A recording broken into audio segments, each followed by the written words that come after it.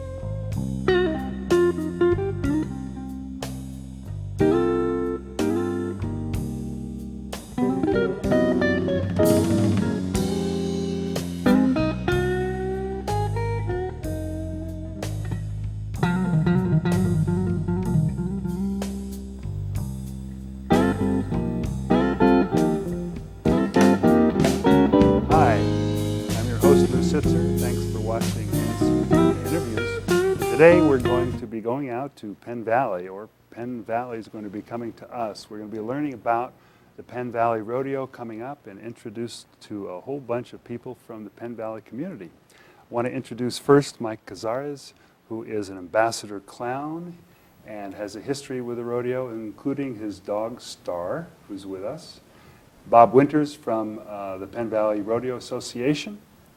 Jennifer Patton, who is the queen of the Penn Valley Rodeo of 2007, and will be talking to us with Kaitlyn Montre, who is the junior miss. Yes. And welcome to all of you. We'll be learning a whole lot about what's coming up soon with us at the rodeo. So Bob, if you wouldn't mind, please tell us how the Chamber is involved with the rodeo and what particularly has gone on in the organization for the rodeo. Well, the Chamber of Commerce in Penn Valley is instrumental in helping to sponsor the rodeo and sponsor some of the events, such as the parade on Saturday afternoon. And the Rodeo Association is very grateful to the Chamber of Commerce for the amount of work that they help us out with. And Wednesday night, there is a free to everybody kickoff dinner at the rodeo grounds. There'll be refreshments, dinners can be bought. And it's the beginning of the week of festivities for the Penn Valley Rodeo. Now this is the 51st year 51st. Of the rodeo. Yep. Quite a history.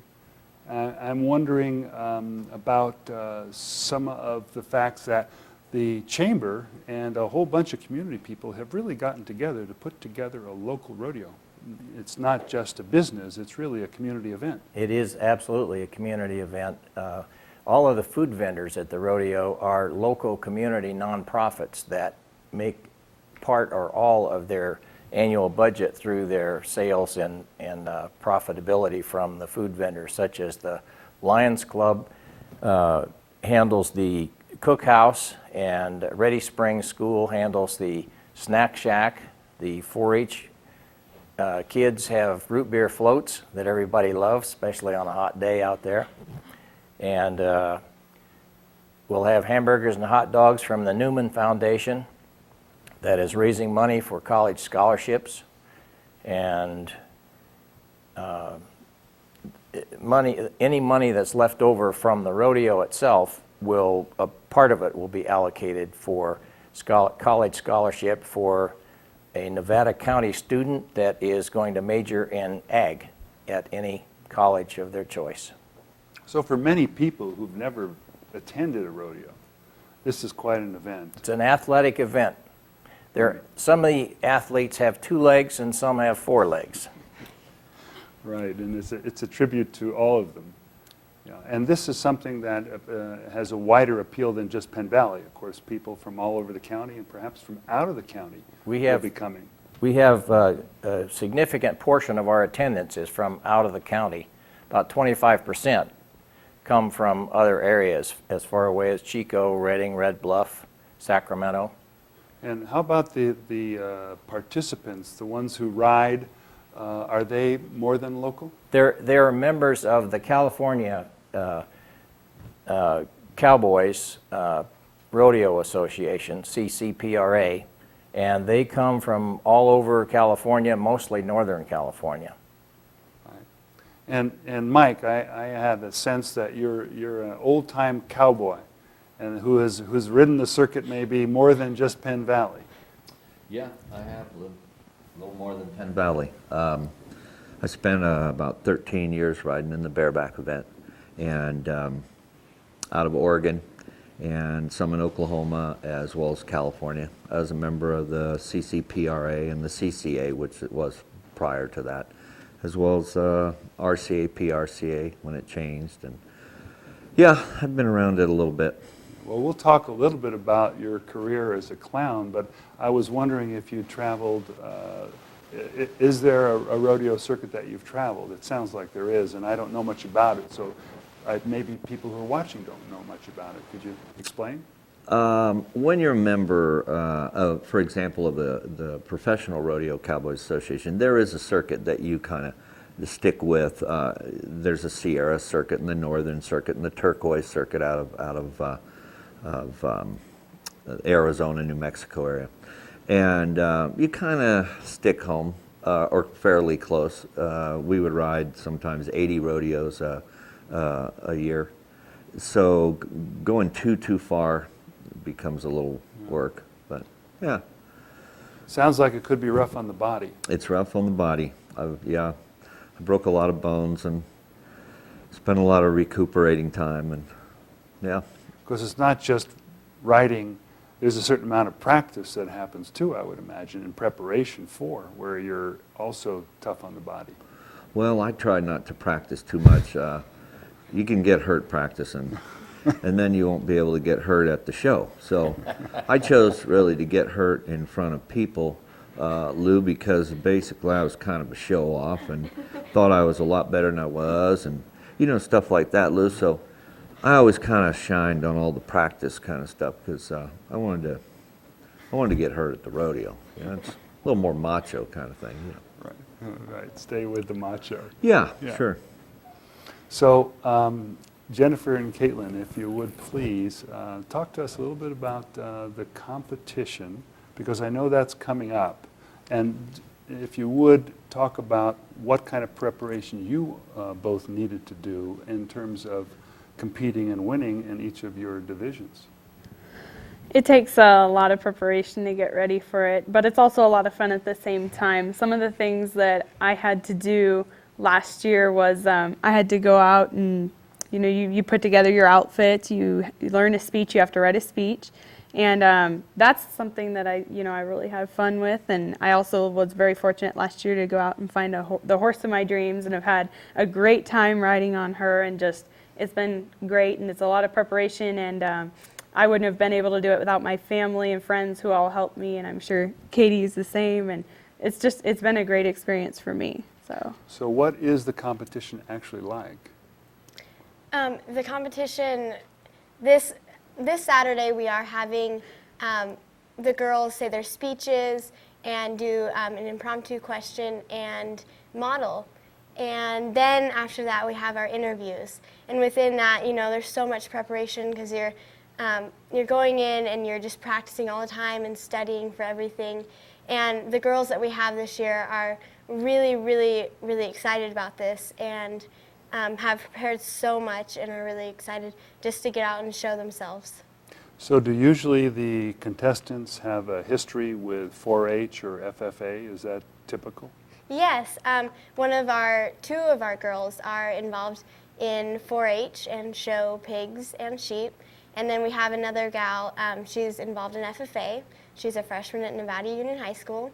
And then we have one other girl at UC Davis and two others that are seniors at high school. and they both want to major in some kind of vet thing. They want to get their degree and all that stuff. So all these girls have definitely a big future ahead of them. That's great. And what divides the junior miss from the miss in terms of age and any qualifications? The senior miss competition starts at age 17 and goes to age 24, and the junior miss, it's a younger age bracket, so it goes up to only 16. So that's age and maturity kind of separates it a little bit. I wouldn't go to say that, the senior queen's duties are take a lot more. They're just bigger responsibilities, but I think mainly age is what separates it, and sometimes just a little bit of maturity. But other than that, we have the same duties. We all have the same opportunities, and we all have equally as much fun together and separate in everything that we do. So once you are crowned, what are some of the duties and responsibilities? Where does that take you? Some of our duties and responsibilities, they take us all over the place, but some of them are just doing PR type events, helping promote the rodeo in our hometown. We basically are there. We're spokespersons for the rodeo. We promote our queen pageant too. We talk to other girls up and down the state of California. I know some of the places that I've gone all the way to San Francisco and rode in the Grand National Rodeo this year, and it's just been fun. You go to rodeos, you go to places without your horse, and it's a lot of fun because, there are times when I'm with Katie, and then there's times when I go other places. But it's a great opportunity, and I've just had the time of my life doing so. Right. And it's obviously a contest involving more than beauty. It's a lot of talents that are drawn upon. I'm interested in where you think each of yourselves are headed in terms of future. Well, I know for me, my future kind of, started early with my education because I am interested in the agricultural science programs, veterinary medicine programs, and it's a lot of schooling. It's up to 7 years, I think, for a vet program. And so I'm currently enrolled in Sierra College, and I'm working on my general education requirements. And hopefully within a year or two, I'll be transferring to a 4-year veterinary program either in UC Davis or Oklahoma State. And I am just a freshman in Nevada Union High School, and this year I've been extremely involved in the FFA program. And at the time, I'm running for chapter officer for treasurer, and I hope to be able to do that throughout my four more years, and eventually go on to run for state officer and travel with them for a year, and then go on to Cal Poly and hopefully graduate with my ag business degree. It's surprising for people who don't know what the ag programs at the high schools offer, because it's much more than strictly agriculture. There's a tremendous government and just an educational program that links you with so many other schools and state and national competitions. It's very, very extensive and really a wonderful program. Yeah, it is. Well, let's take a look at some of the slides, some of the pictures of recent parade that will introduce us to what goes on in Penn Valley, and we can talk more about it as we see photos. This is the parade from last year. Begins at 1 p.m. in the afternoon on Saturday of the rodeo. You see two teams of two different sizes there pulling wagons. They're actually preparing to get into the parade. And how does one get into the parade? It's very, very difficult. You have to call the Chamber of Commerce and tell them you'll be there. All right, and then you have to show up, otherwise you're not You welcome. do need to show up, yeah. Show up at noon, actually. We like cars, we like horses, other animals. I have some neighbors that are unicycle riders, and they're going to be in the parade. So it isn't just limited to horses. Nope, not at all. And old guys with old tractors are also welcome. Right, I've seen a lot of tractors. And as well as school groups, clubs. How does that work? All of with those. With the Little children? League baseball.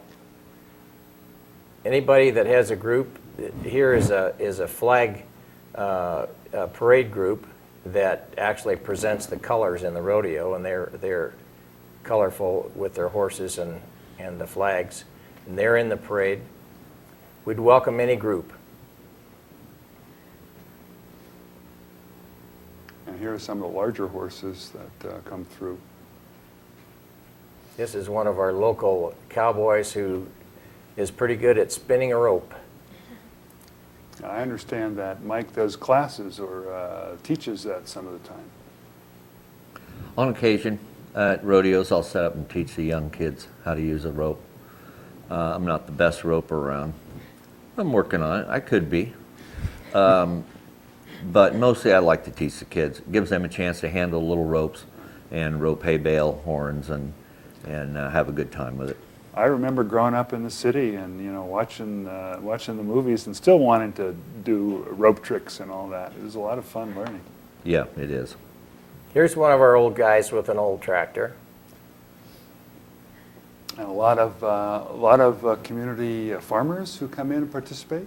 Well, we think so, yeah.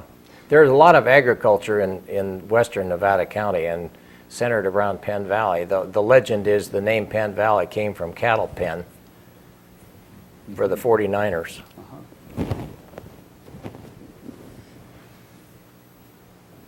Here the little leaguers are. You can see there's quite a group of supporters there at the parade. So this starts out when? The parade is at 1:15 on Saturday afternoon, May 17th.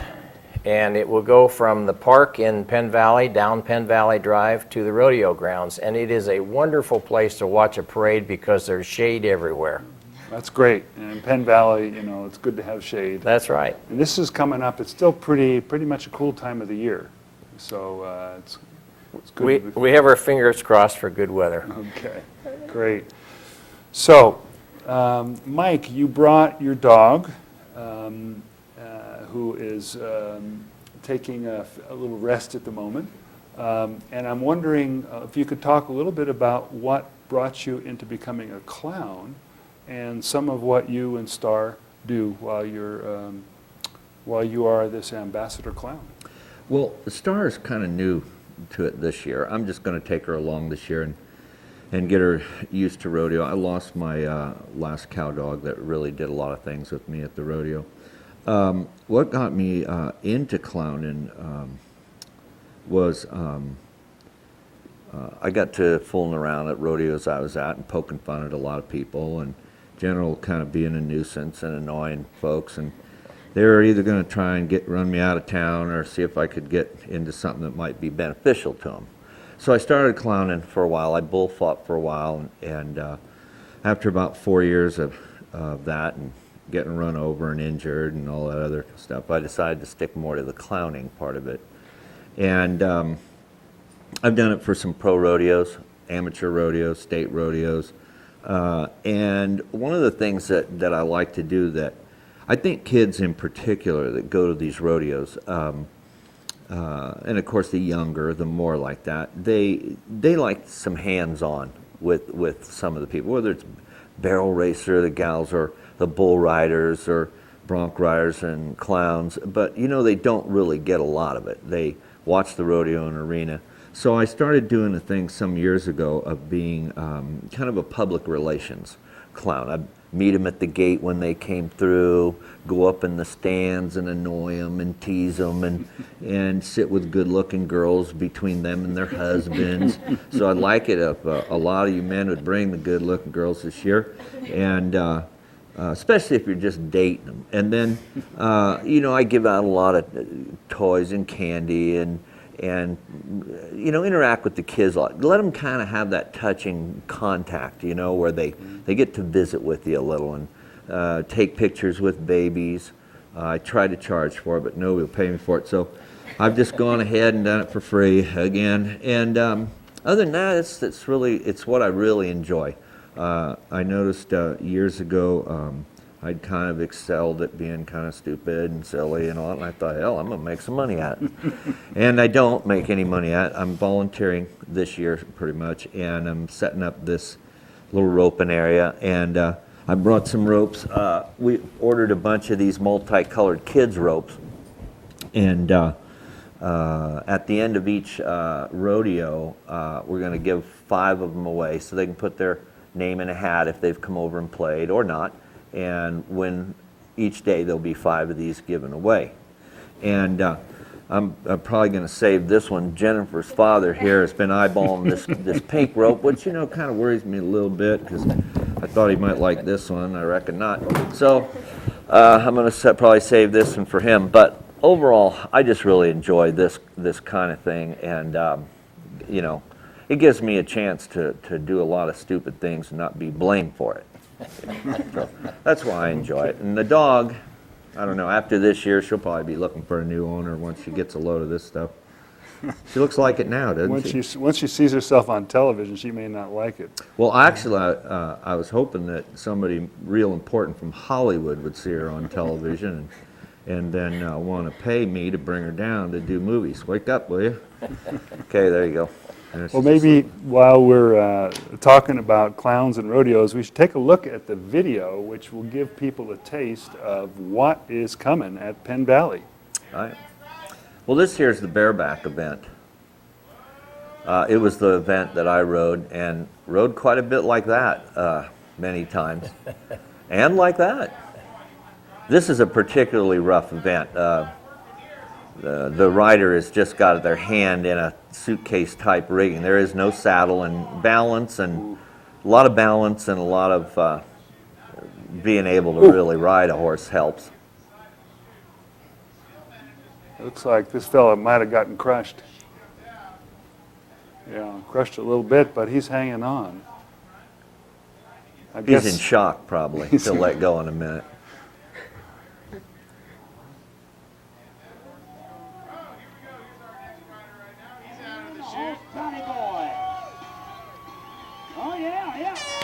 Well, this looks like a pretty rough sport. You don't, I guess, do you wear any padding or anything to help protect you? Not really. You wear a glove for the rigging, whether you're bull riding or bareback riding, and that's really about all. Some of the fellows have gone to wearing helmets now with face masks to save their faces, and flak vests from being kicked in the chest and having crushed hearts and bruised hearts and lungs, and that's helped a lot. They didn't have them when I was rodeoing, obviously. We'll see what it says. That was a break here. Now, this is something entirely different. Maybe Jennifer, you can jump in here and tell us what's happening. This is what's called breakaway roping, and the way it works is it's for girls only, and it's a lot of fun.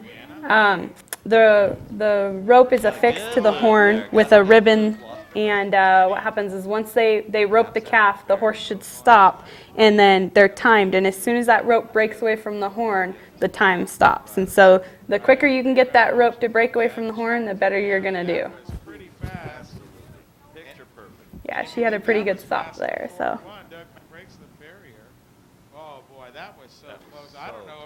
So would you say that there are more women these days participating in rodeo riding, or has this always been the case? I would say there's more nowadays than there were, obviously 50 years ago when the sport in Penn Valley started. They've come up, there's a Women's Professional Rodeo Association now, and there's all sorts of events. This is the barrel racing, which is primarily a women's event, and you can go all the way up to the national level at the Professional Rodeo in Las Vegas when they have their finals there. And so this is, one of the ones that's been around for women longer, but breakaway roping, and there's other roping events that have come up for women over the years too. And this looks just like it's a matter of speed. Pretty much. Fast horse, and make sure you don't hit any barrels. And it's also a lot of preparation. You're constantly training to be able to conquer the turns down. And it's a lot of work. So have you done this before, Katie? Yeah, actually, I'm a participant in the high school rodeo, and I have a couple friends who do it with me too within Nevada County. And just within that, every day you're out there riding, training to improve your skills. It's a lot of work. So you work at this every day? Almost, yeah. No broken bones? 2. 2, okay.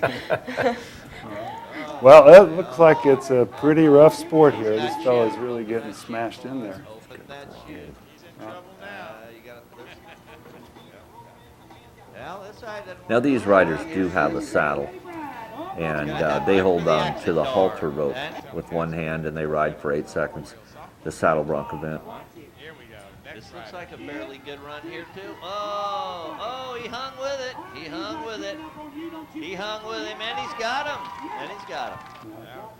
And it sounds like this is you, Mike, at the rodeo, working with Gil Dominguez. Yeah, I announced Sunday of last year. Give up on it. Hung with it. No, he was drug in the dirt. Drug, He was had one horn.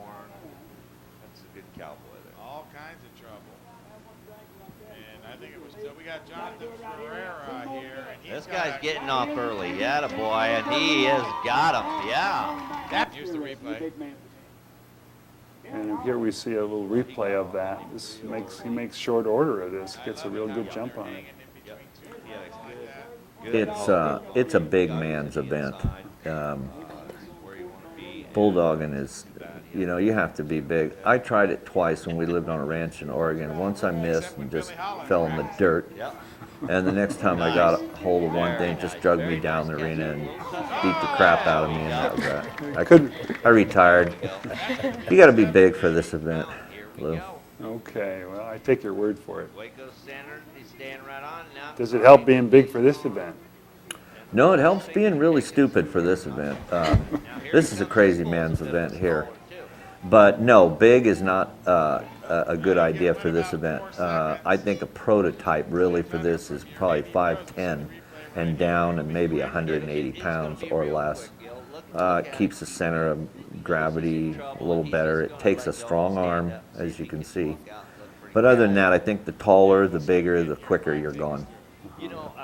Well, we're probably going to have to leave the video at this point. If you want to see more of rodeo, well, it's coming right up. Yes, it is. And if you happen to not see this ahead of time, because the rodeo is coming up in the next week or so, be sure to support what's happening in Penn Valley. This is the 51st rodeo, and there will be many more to follow. We want to wish you all the best for the coming rodeo. And Thank you. congratulate you Thank you. on the work Thank you. that you've done. And hope that you will continue to watch NCTV interviews, become a member, volunteer. Thanks to Gail, and honor our volunteers in Maryland in the control room with Bill Carlquist, our video engineer. Thanks for watching, and please tune in again.